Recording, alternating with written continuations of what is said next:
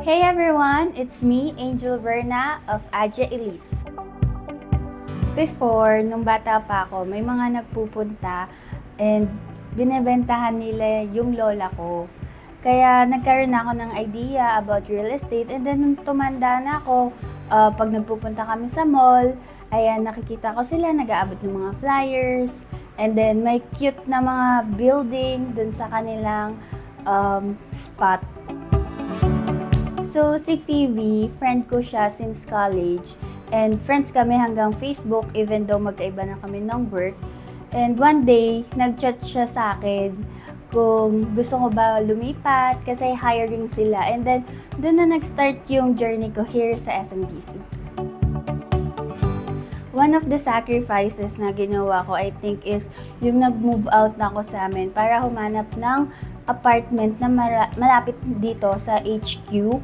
Kasi for me, parang naging hassle yung everyday, bumabiyahe pa ako ng 45 minutes bago makarating dito sa office. And simula nung lumipat ako, mas nakaka-work na ako ng mas maayos and na time management ko na yung araw.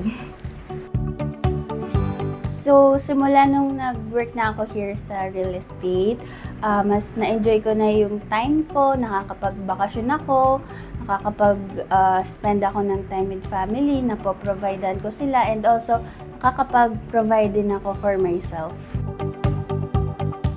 Always be prepared, always be ready, and always be presentable. Lalo na kasi kami mga agents, lagi kami humaharap sa client. So, ayun yung mga tatlong bagay na lagi kong inaalala.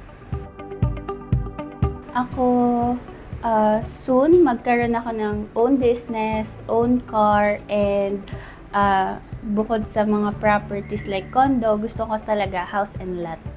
So, that's it guys. Thank you for watching and see you on my next videos. Bye!